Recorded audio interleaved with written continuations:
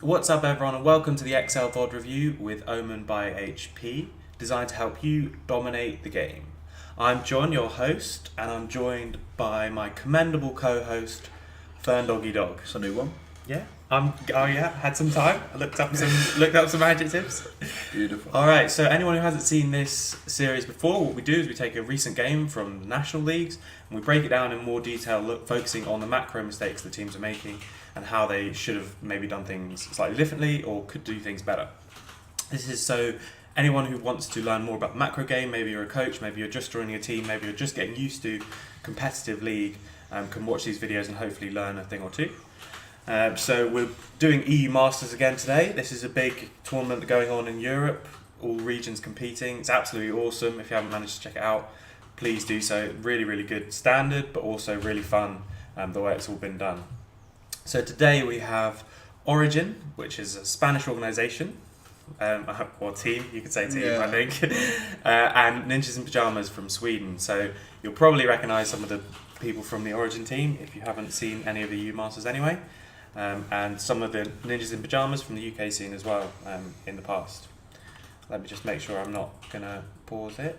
So some weird things happened with draft. They had to redo, so some of the graphics haven't caught up. So it's first pick. So they're doing bans at the moment and haven't actually picked, although they are going to do pick ban, which will be the same, I think, up until this point. Yeah. Can you please mute your phone? This is terribly unprofessional. Is it not yours? Is it mine? It's terribly unprofessional. Terribly unprofessional, whoever's it is. We can't know whose it was. We don't. Okay, so we see the Xayah and Caitlyn bans coming out from Origen. We've seen this actually quite a lot from Forgiven. He seems to prefer the Tristana or a specific counter rather than going for these quite powerful picks. Pretty much exclusively played Tristana the whole series, so I'm surprised. I mean, we don't know for sure yet, but it doesn't look like it's going to go for it here with what's like the preemptive picks from the old pick phase that they had to leave. On Tournament Realm Client, it's always a bit weird because if you get partway through a champ select and then you leave and then come back into it, your picks still hover for you from the previous one, so that's kind of what's happened here. But the Xayah and the Caitlyn just frees up the potential for that Tristana. They've gone the... Oh, sorry, I've done this terribly. Have you? I think we'll just... Carry on, yeah. Carry on. We'll just carry on. Sorry, everybody. We just missed a couple of bans. These are the but the bans are now visible. Right. Okay. Right. That was our in-game overlay. It's been a very difficult week. We've done lots of work preparing for this game. We've had a game every other day for the last weeks or week. At least every other day. Yeah. Every day mostly. So. Okay, so let's just reset. Let's just reset. I'm just pausing this. Right. This is all now has been actually picked, and they have been picked before. So we see the Skarner coming out from Origen. Inset looked really comfortable on that pick, as people have mentioned. There's obviously a language barrier here. Something like Skarner is an obvious go button, so that's one reason why we could see that. And it's just a top tier jungler. It's got very few counters, especially when the Olaf has been banned by Ninjas in Pyjamas that you see there. Yeah, he didn't look great on his on the Olaf in group stages or the Kazakhs that we first saw him on. And when he did turn to Skarner, he just looked much better. Just looked much more coordinated. Looked like he was being much more proactive. So definitely a better pick for him. We see the Kai'Sa come out of Ninja in Pyjamas, something that's very, very powerful when played around well, but I think really struggles when not. I think after this series, they spoke about it as something like when Kai'Sa gone 2-8 in the tournament or something. Yeah. So it hadn't been played particularly around. I think it's still a really, really insanely strong AD carry right now, but it can be punished, especially in lane, by longer range ADs. Do you think that's because people aren't playing a whole team around it, or do you think maybe you have to give up so much to get the Kai'Sa, maybe? That's why it's just got this bad win rate, or is it just probably bad luck? I think there's two things. One, you somewhat giving up any pressure of your bot lane, which pressure bot lanes have been quite important lately, with Varus and Caitlyn being very high pressure AD carries. So you naturally just lose pressure in that area, and you need to play around that well with transferring pressure from other areas to facilitate that. Equally, being able to play around the Kai'Sa properly come late stages of the game when she is really strong. She is still a 500 range AD carry, so she still needs to get super short range and actually be able to kind of coordinate herself in these team fights. And it normally requires a lot of protection. That's why we see a lot of the rise of kind of Karma mid, a lot of Morgana, a lot of Alistair, and then these backline threats like Sion, like Ornn, that can apply a passive to the backline, allows her to pretty much pick and choose who she's going to assassinate. That's any CC that gets applied by anyone on your team. Yeah. She can then jump to that target. Yeah, that applies her passive to anyone who gets CC'd, and as a result, she can choose which target she jumps to, and she's more like a backline assassin threat rather than a front-to-back AD carry. So the Kai'Sa comps that we've seen work are either these protect the AD carry comps, where you just rely on the fact that she does the most damage of any champion in the game. Pretty much anything, yeah, especially around 3 items. Or these like triple tanks like we've seen come out from Kingzone in the final, where they had, you know, the Sion mid and then like Ornn top or something, like triple tank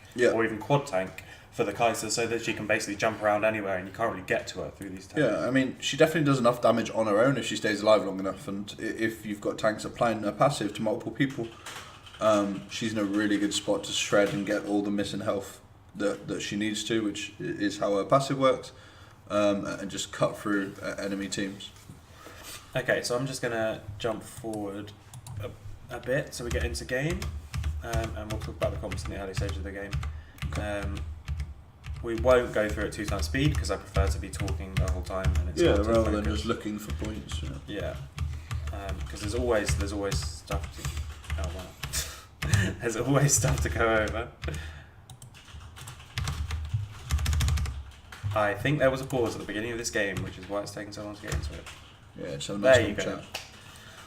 Okay, so we've seen then a sort of. We've got the Rise, but other than that, they've got the triple tank again. Yeah. Really good for the Kai'Sa. Rise can put out damage in his own right as well. Anyone he snares, she can jump onto, and between the two of them, they should be able to pick anyone down. Yeah. So not entirely based around Kai'Sa, but still sort of Kai'Sa favourable comp. And then what do we see coming out from Origen in terms of what they want to do? I think this tally is going to be really important. I mean, Froggen's been the very consistent, constantly getting ahead member of this Origen team. Up until this game, he hadn't died more than once per game, and I think he'd only died 3 times in 6 games, so like half a death a game, pretty much.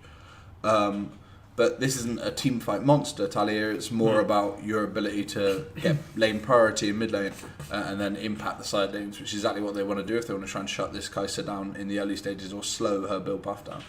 So she's just going to be looking to push up against the Rise and roam on him earlier, basically. Yeah, for sure. Especially around, obviously, the level 6 mark. Potentially, Skarner facilitates that more if Talia is struggling to get much pressure against this Rise. But being able to play around mid lane to allow your global to be free to use to the side lanes is exactly what they kind of want here. So we're going to see, probably, like you said, Kai'Sa quite a weak lane, especially against someone like Varus Morgana, one of the strongest lanes in the game at the moment. So we're going to see bot lane be pushed in. Cho'Gath's quite good into Sion, sorry. Yeah, in the earlier levels, Sion's quite fine, but it soon goes in the favour of Cho'Gath. A lot of percentage health on his E. It is able to just slowly whittle the Sion down, and Cho'Gath sustain just doesn't care about the early damage that Sion puts out because he just kind of recuperates all that with his passive. So yeah, I mean, the big weakness of Cho'Gath is how easily he's ganked in the early game. No real escape tool apart from the flash, of course. So this potentially what Insect's thinking here, and I'm just going to protect this Cho'Gath for a little bit until he gets to the point where he can start to pressure the Sion more.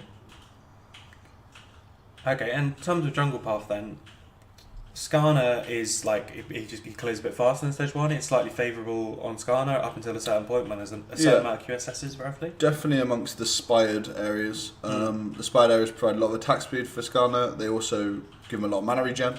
So as you can see, he's path around the jungle he doesn't even have the blue buff anymore, and he's still full mana pretty much. Whereas Sejuani without blue buff is very reliant on blue buff in the early stages, and a clear can be kind of punished because of it. And so Insect's managed to, with this slightly faster clear, he's managed to go into the top side for Encadral's jungle, put down a couple of wards, as well as still aware camp. Yeah. One thing that I will mention is the fleet footwork on the Sejuani. We often see Aftershock now. Fleet foot was originally used just because of the health of the clear and equally the speed of the clear. It's something that's not so common now, but perhaps in a matchup where Skarner can actually get into Sejuani's face and start to punish her a bit in her own jungle. Just wants to be a little bit healthier and a little bit faster on that clear, so he's not kind of falling behind. Ooh. And this is just the power of the Varus, right? I mean, you max your E, you've got loads of damage in lane. Yeah. Then you start building Rage Blade. We've seen Rage Blade with crit mostly, right? Yeah.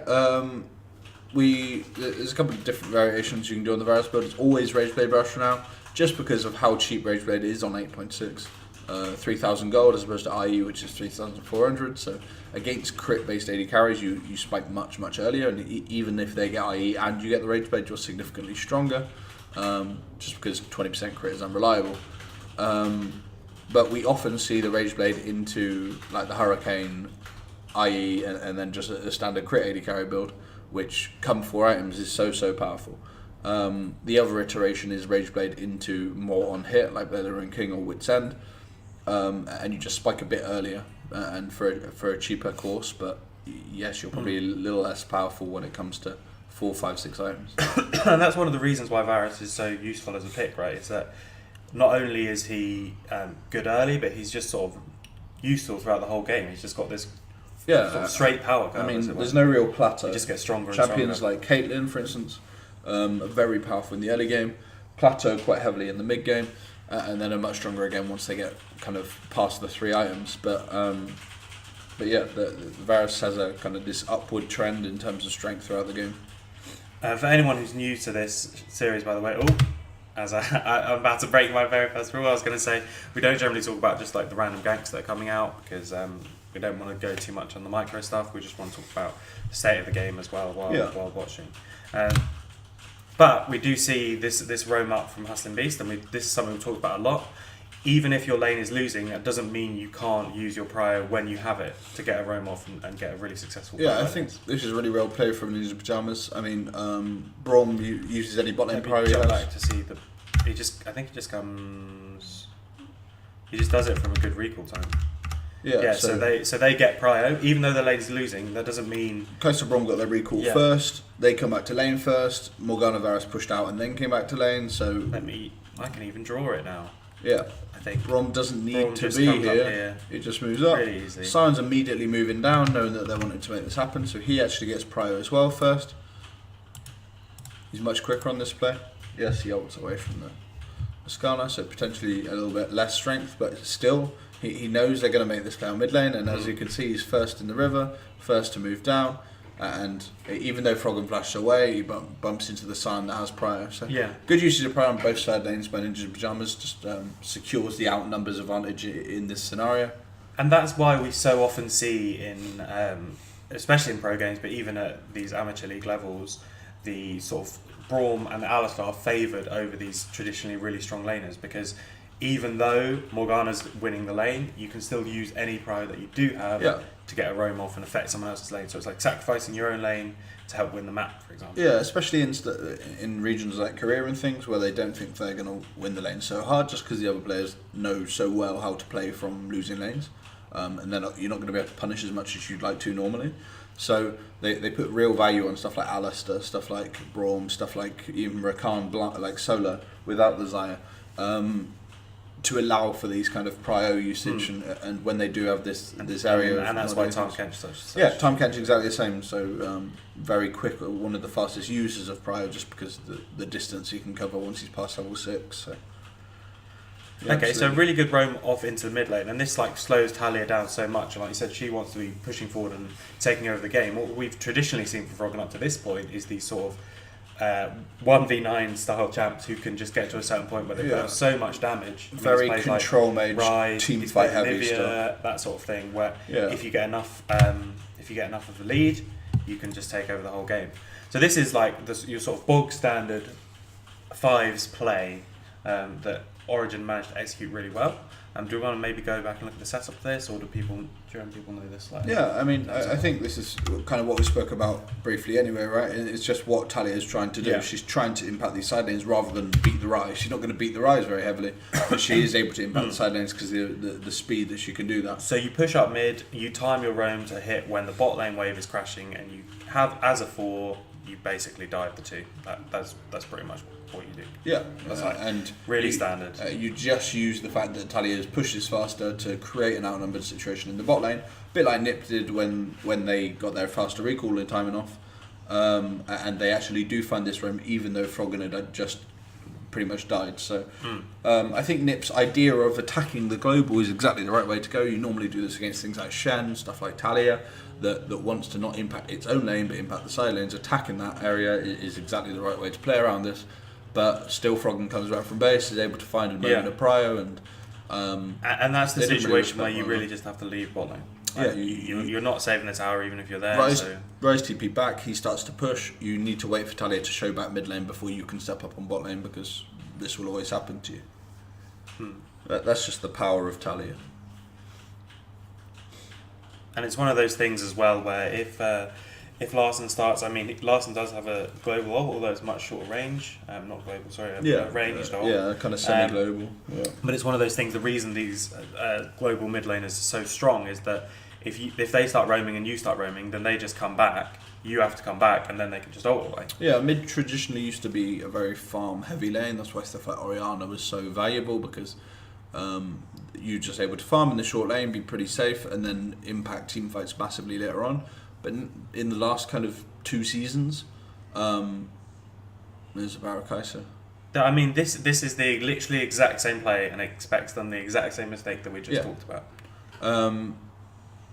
So yeah, like I was saying, control mages like Oriana were so potent, and now you see much less of that. I mean, it's still very popular, but much less of that in comparison to the Galio, the Talia, the Rise, the stuff that has side lane pressure, because people have learned how to not lose this very short lane in mid lane. With regards to 1v1, you'd rarely see mid lane solo kills or anything like that nowadays. So it's all about which one of you can push fastest and then impact the rest of your team the most earlier on. Okay, so Nip, even though they lost their first brick, they basically copied the exact play. Obviously not saying they actually copied it. Yeah. They just recreated the exact same play, and again, didn't respect it enough. And so even though they're swapping sides of the map, Nip get the 2 towers for 1, in fact.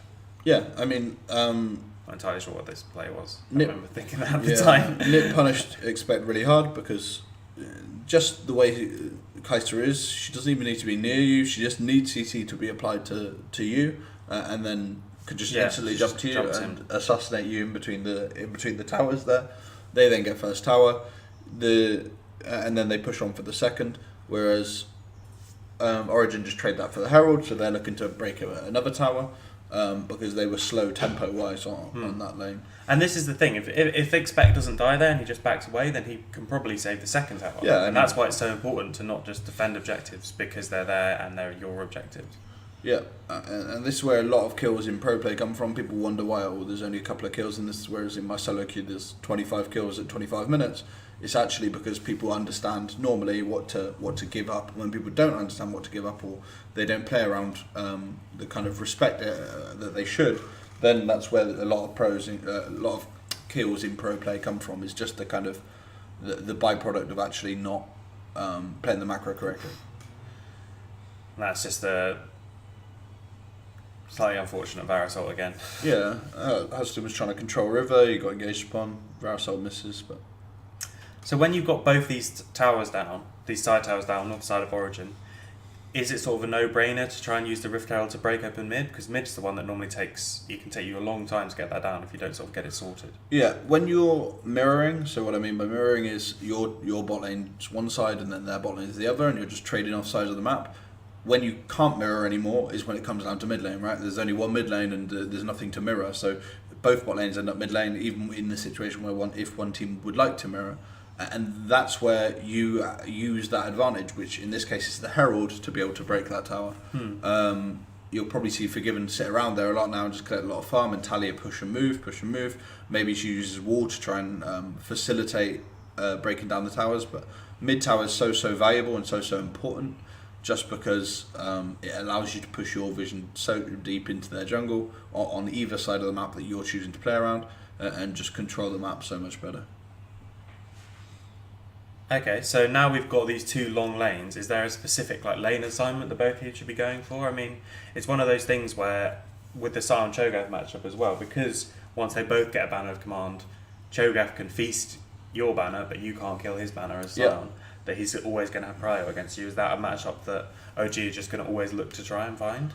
I mean, yes, Cho'Gath would always be wanting to push into the Scion, and then again, it's just which one of these uses their time better. So you see, Expect is pushed into the Scion, and he's already moving.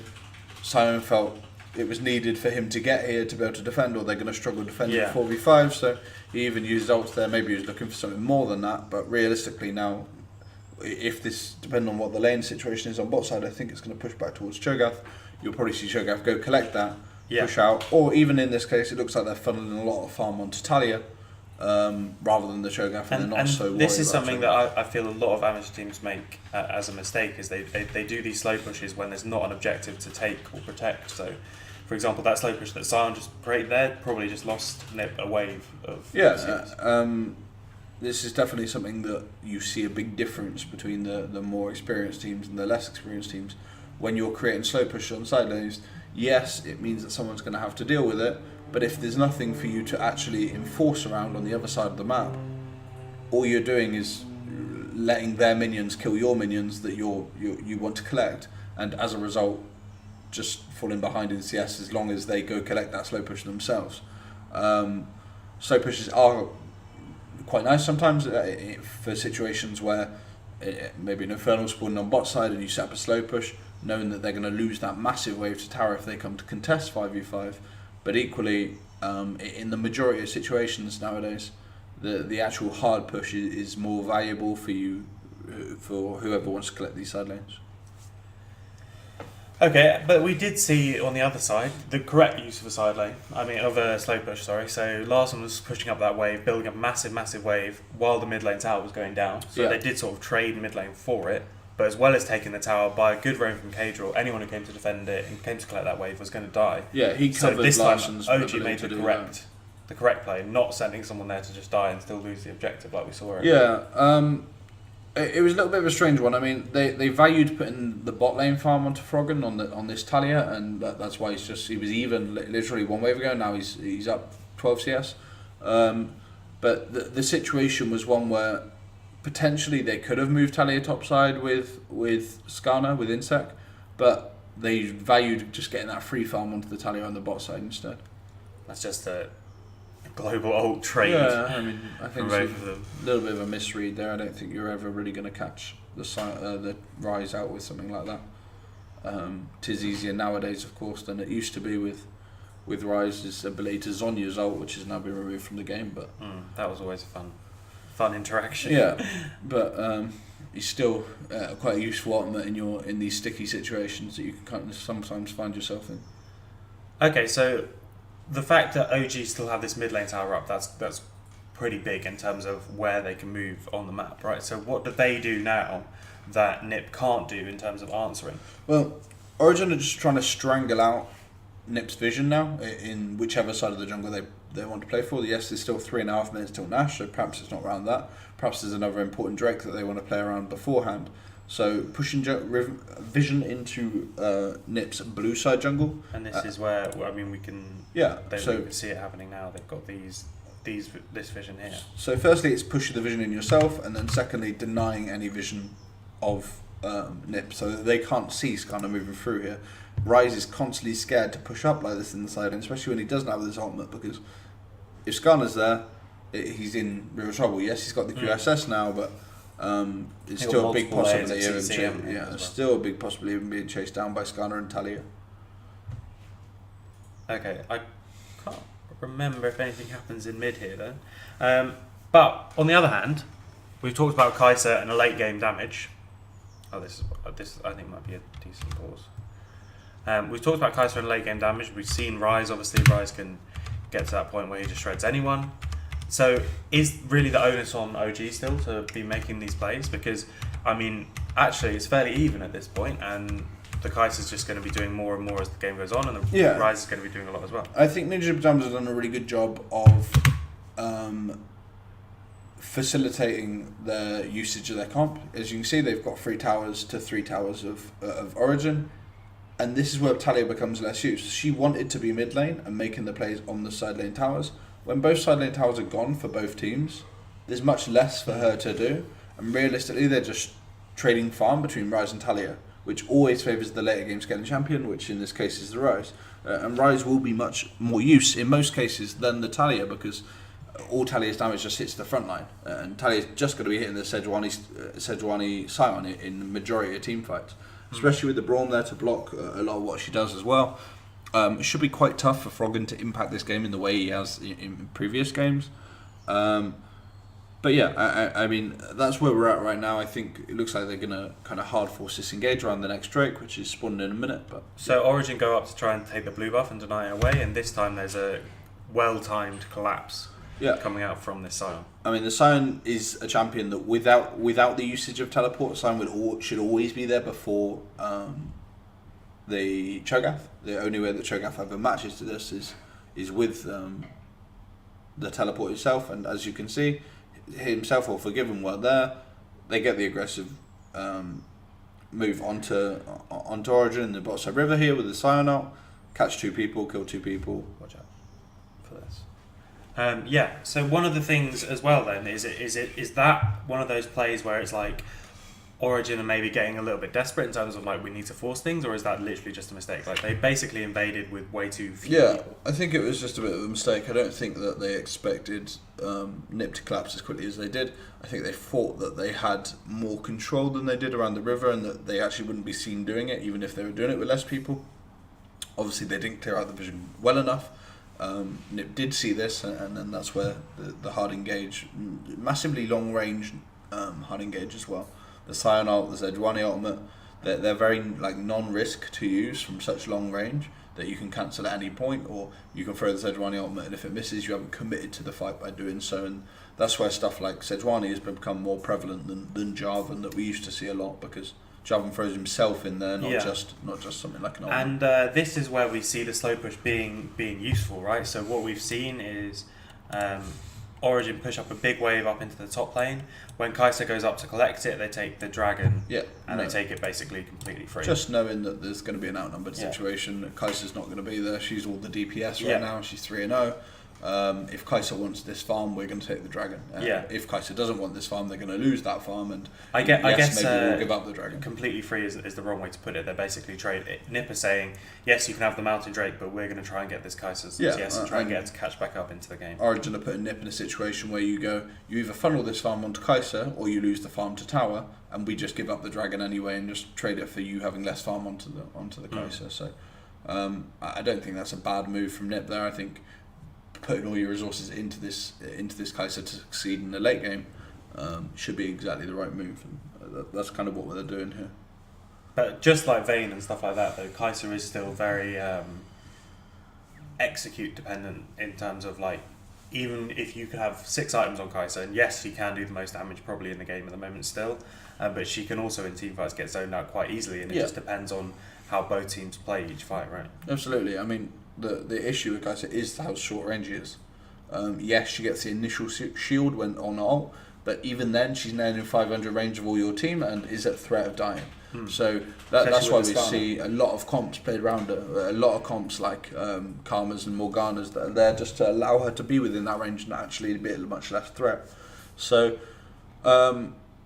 there's still a lot of I think Skarner's really good against Kai'Sa actually, just because if you're in 500 range with Kai'Sa with Predator and Smite, he normally catches you whatever you do as Kai'Sa. So that will be a key thing here in how Smiley actually avoids these Skarner ults, and how well Insect plays. We see the triple QSS coming out as well.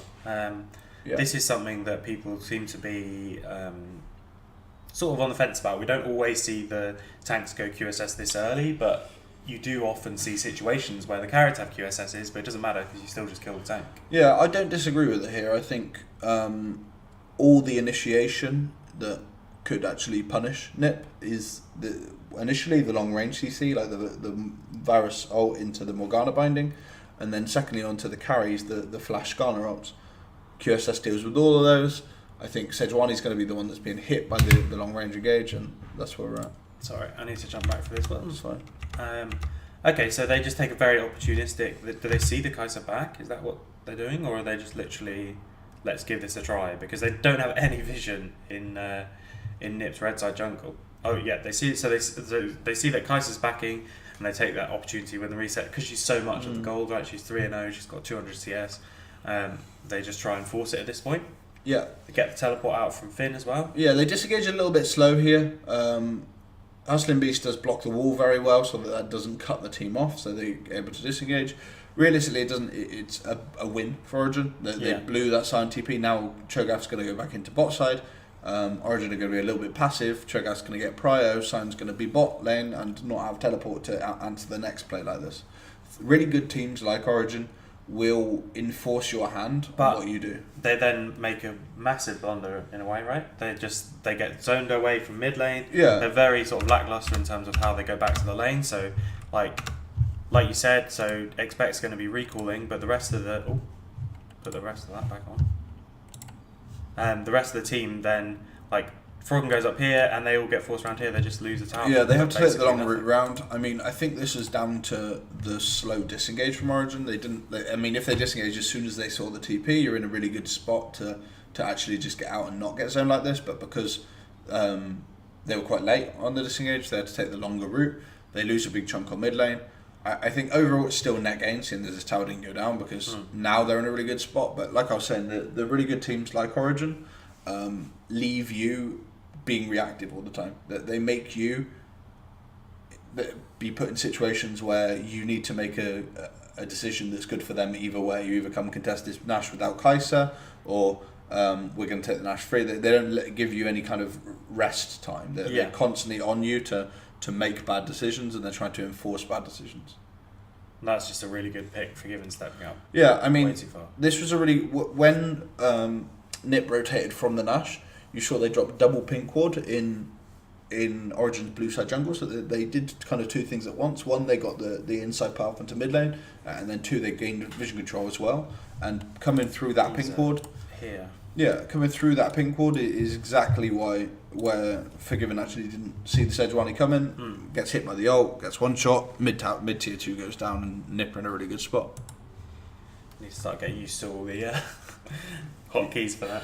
Yeah. Rather than clicking all the time. Okay, so we're still getting into this part of the game where, I mean, Nipper even in the lead, and they've got this massive scaling comp. Well, not massive, but a very good scaling comp. As we've talked about, Varus doesn't fall off or anything like that, and he does have more range. He does have that ultimate to get picked, but still Nipper in a good situation here, right? They should be feeling confident in this game. Yeah, I mean, I think Varus is just the better independent AD carry in the later stages of the game. Has long range, has self peel with the ultimate, has healing reduction on certain tanks. But Kai'Sa ultimately does much more DPS when able to DPS freely. Yeah. So there's a really good spot for that to occur. I mean, I think definitely in most instances Nip have the strongest scaling. Yeah. Skarner falls off when you start to get these QSSs. Maybe Sion is a slightly worse tank than Cho'Gath in the super late game, just due to how sheer damage that Cho'Gath does in comparison. We'll have to jump back. Let's have a look at this one. Again, it's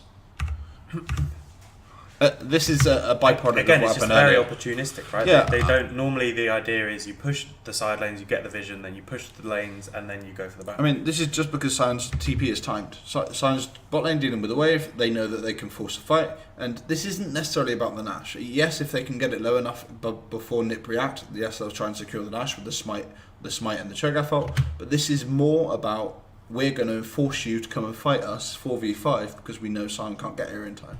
Sion's going to ult now and actually try and get to the fight in time. But I think OG get a little bit in two minds. It looked like in second expect saw the Baron at 3,000 HP and thought, we've got like 1,700 HP of true damage with the Smite and Cho'Gath ult, so we want to rush this down. But then the team was starting to get poked out. They need to make a clear decision. That maybe that's where some of the communication issues come in. They actually probably should have turned and actually fought with the engage that they've got of the Varus ult, of the Cho'Gath CC, and actually just tried to get on top of Nip there while they were a 4-man and Sion couldn't answer.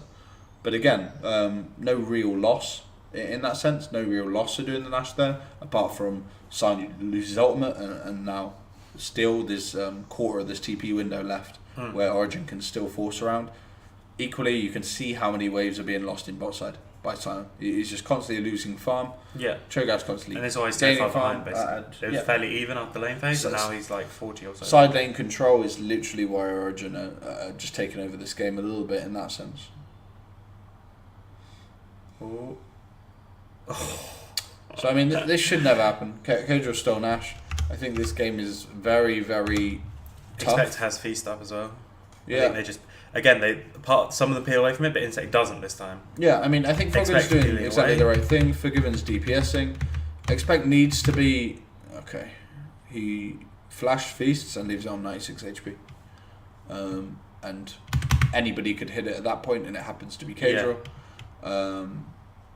And yeah, that makes it really tough. That's all just from Expect thinking that the call is to turn, sees Insects on the Baron, realizes he's probably got the best way to keep it because he does almost 1200 damage to it, but it was on 1296 or something like that. Yeah, just a little bit overzealous. I think the call wasn't quite clear. Expect had to flash feast that when his team was the one doing the Nash anyway. Yeah.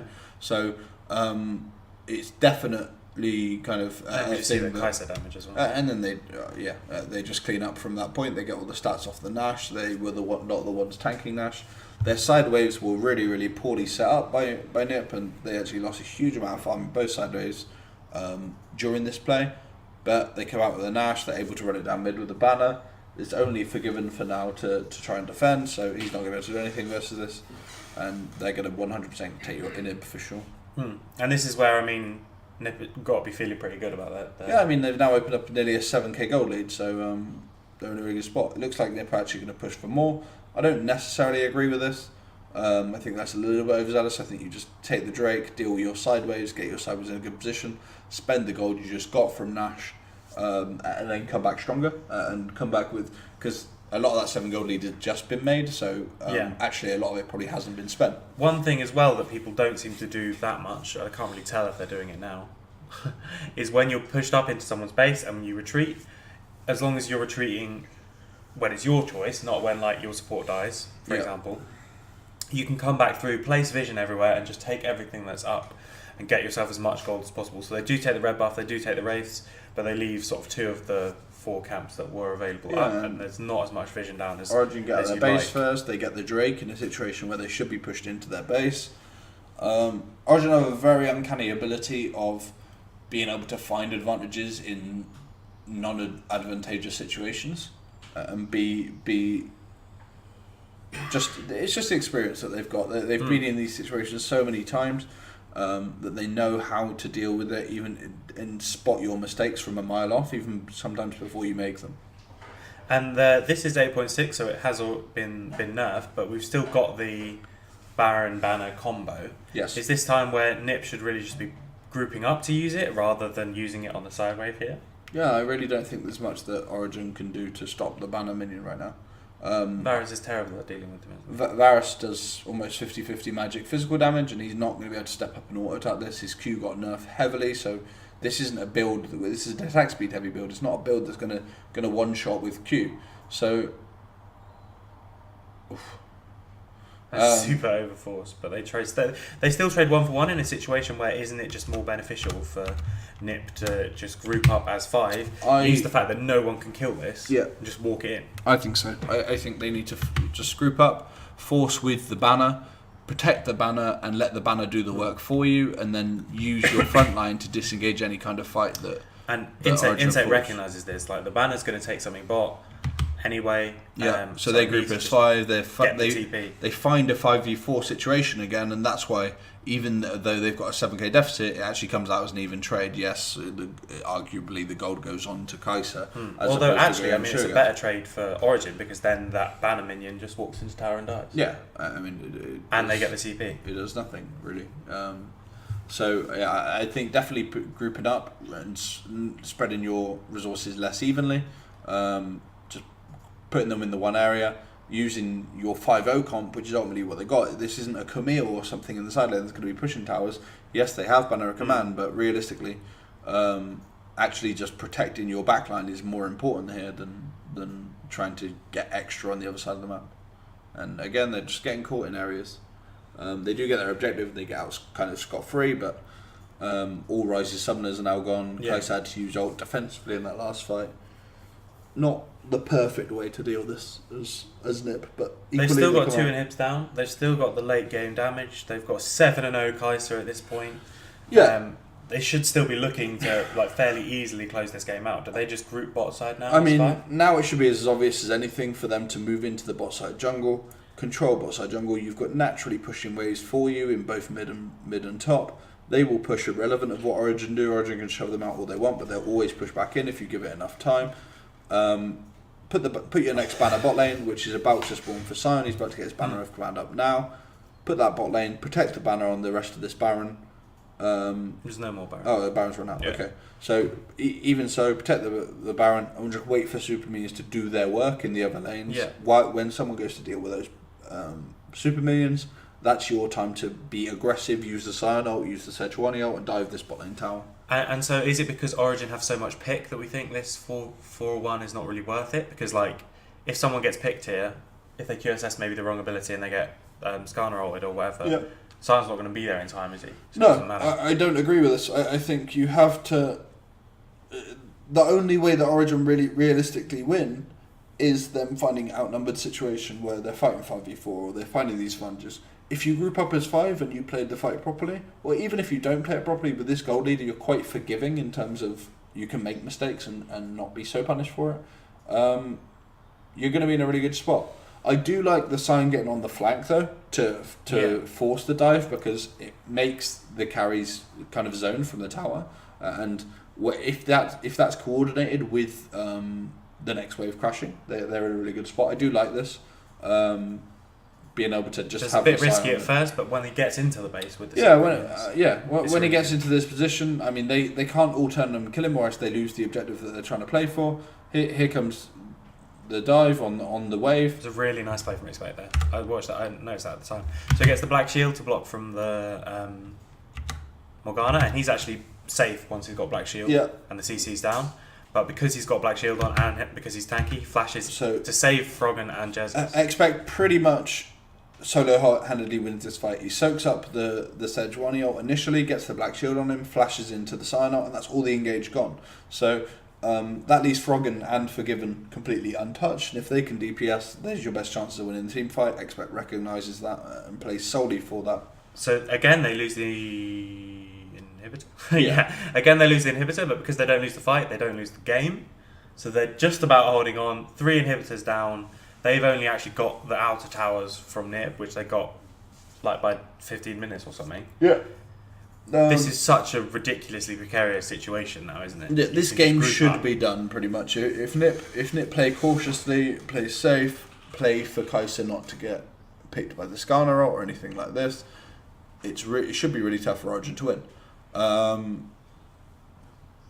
Stuff like this is where Origen find their advantages. They do find these uncanny ability to find these. How picks. are we even in that situation? Yeah, I mean, Sion's going for a flank again. They wanted to hit the Kai'Sa W on someone and then ult in on Froggen, perhaps, because Kai'Sa at this point with these items pretty much just going to one-shot you, right? Yeah.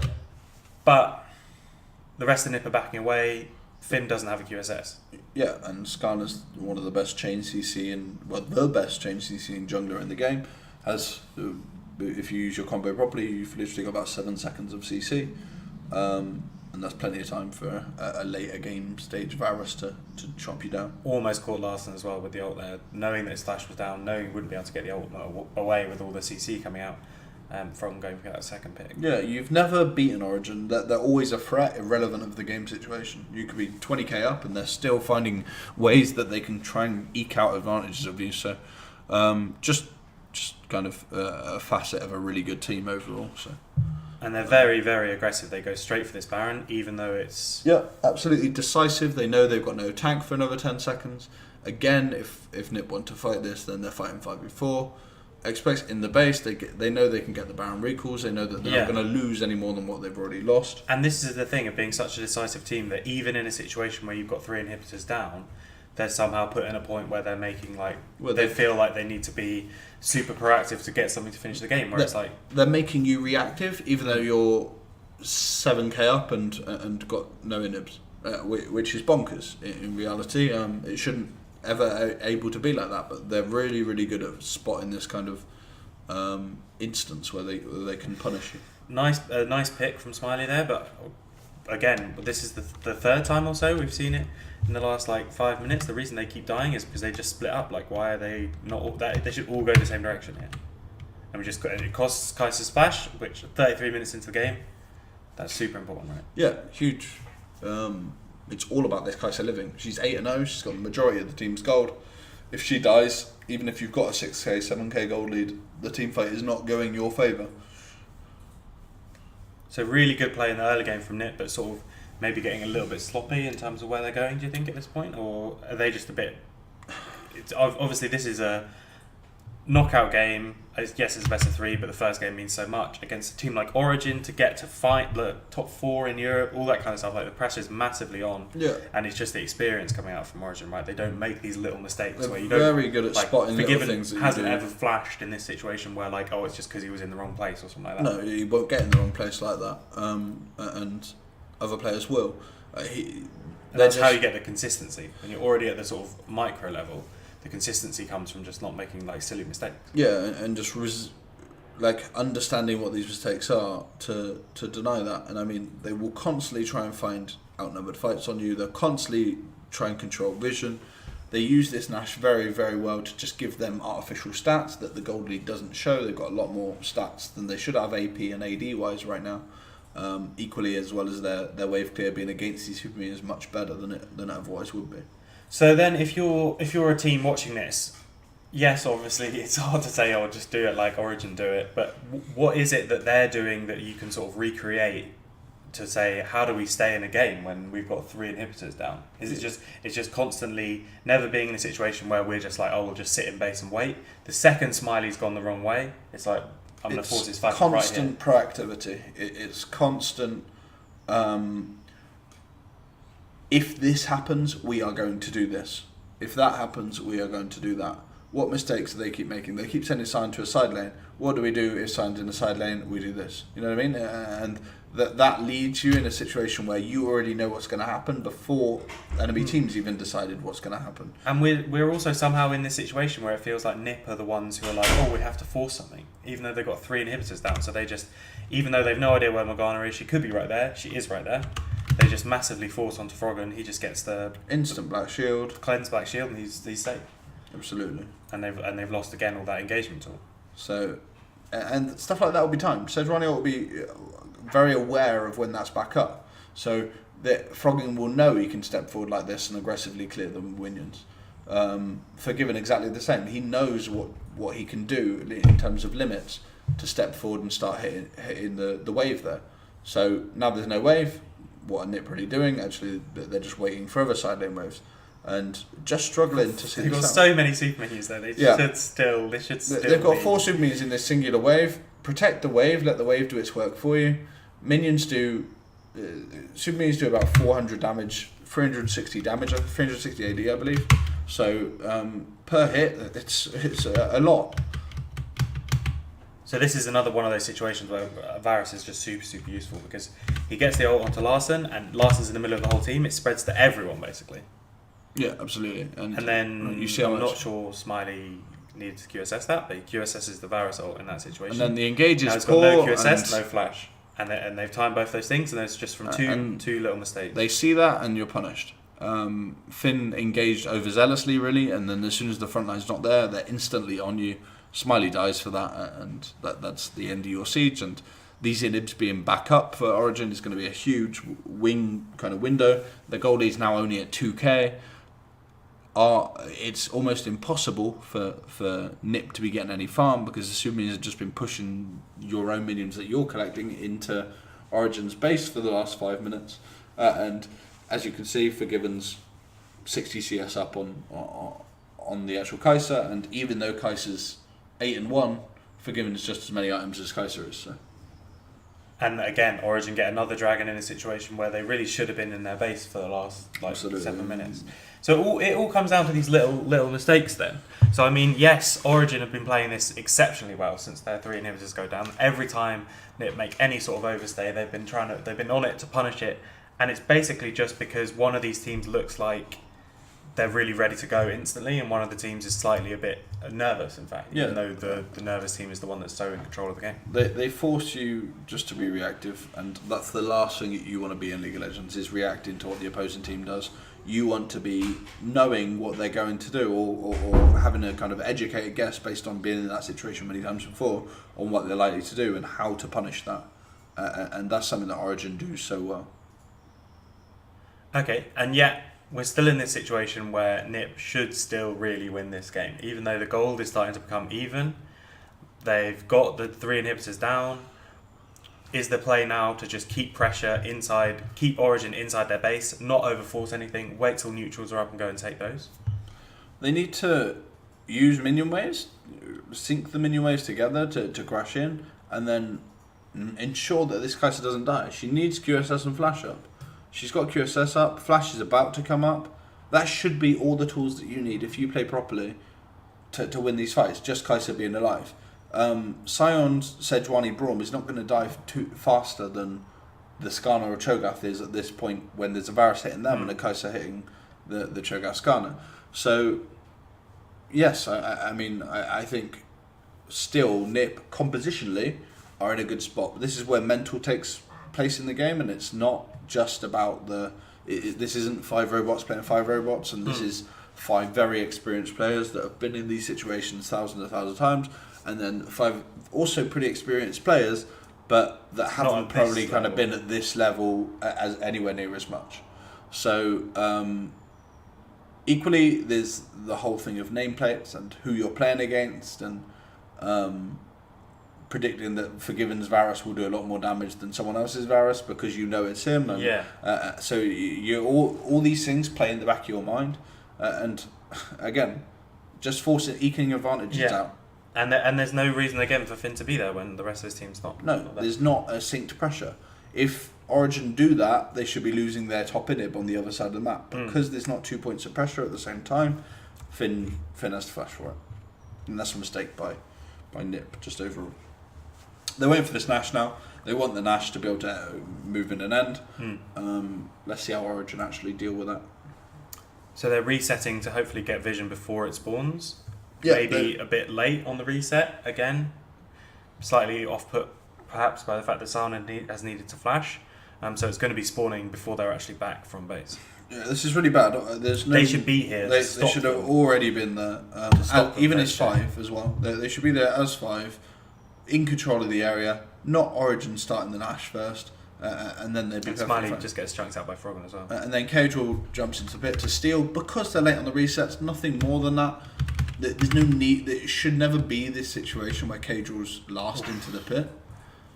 And the Varus hits it for 447. So Origen just punish NiP's really bad recall time, and that's honestly what this game's been all about.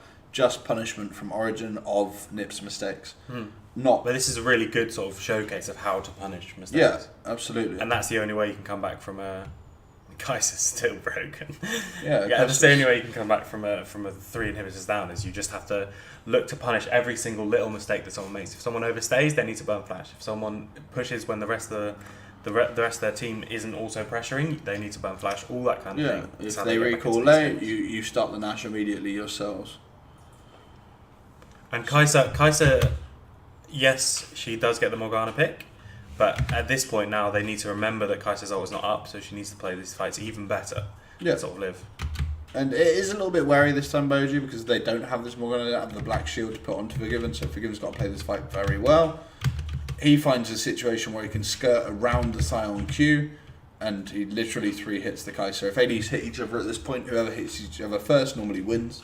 Kai'Sa was looking more at damage on the tanks, whereas Forgiven found a position where the short range AD carry is up against the longer range AD carry. The longer range AD carry hits Kai'Sa when she's out of range of hitting him. It's one of those things where you've got to be in a situation where, yes, I want to be always hitting, so I will be hitting tanks, but the second you have the ability to hit someone who's not a tank, it's a higher priority and you're target. not putting yourself at threat for it. This is one of those things as well, where one of the things that is so good about Reckless's play is that he almost never builds Last Whisper. I think he's sort of the AD carry in the world who purchases Last Whisper the least, and still puts out this massive damage because he's hitting tanks, but he's always looking for that one moment where he can, like on Tristana, jump in and go for a carry. And then again, it's just slightly desynced from NIP here. So it's Larson tries to ult here. I get my pen out because I've got my tools. So he's trying to ult in here. He's going to appear down here, put threat on both Forgiven and Froggen because it's Rise. He can be sort of tanky while doing that. Hustling Beast has flashed forward here as well. But then, if you see it play out... Yeah, normally it'd be Origen walking backwards now, right? In a normal situation, they'd be going backwards. Forgiven only has eyes for one thing, and that's going forward to punish Smiley. Hits Smiley 3 times, kills him. They CC the tank down. Insect's done a very good job of making use of this Skarner, even though 3 of the enemy team has QSS. And again, it's just because of how confident OG are, they move forward. Larson doesn't take his ult in. Yeah. Because he's scared of getting. He doesn't want to get one shot on that, and he actually adds 0 value to the team. And so he's not hitting. Kai'Sa hits the tank twice. Even though they've got so much damage in the late game, it is just about where you stand and who you're hitting and how decisive you can be. And because Origen have got such the edge at the moment with the decisiveness, and like you said, this is the point where NIP are thinking we should have finished this game 10 minutes ago. Like, how do they keep getting picks on us and all this kind of stuff? You get in your own head and you maybe think, I'm not going to take this ult in because I don't want to ult in and just die. Absolutely. And they're just second guessing everything they're doing, whereas Origen know feel like they're even in control of the game, even when they were significantly behind, because they were in control in as much as they would dictate in NIP's map movements rather than NIP dictating theirs. We should see a kind of just slow but steady end now from either team. I mean, Origen have looked a much more controlled team. But even if you take away the nameplates here and you haven't watched if you just showed someone this map with these champions, NIP are surely still in the advantage, right? Because I'd still be favouring much more damage. I'd still be favouring this composition, but just because of what we've seen and because we've seen how reactive that NIP have been made to be by Origen. If they haven't already been able to use this advantage, then the advantage is much less now than it was when they were 8k up in 5 items than it is when they're level at 6 items. And we've also in one of these situations which you seem to see fairly often, where just because Origen have got 4 dragons and at least 2, if not 3 of those have just been sort of gifted to them from the recall timers. If NIP get this, in fact, Elder Drake it's like not really a big deal, but if Origen get it, then it's massive. Absolutely, and Origen have got a really good position for this because they're on the mid side track. So even if something else happens, they can just move it down mid with the pushing wave that they've got. Let's see how this fight breaks out.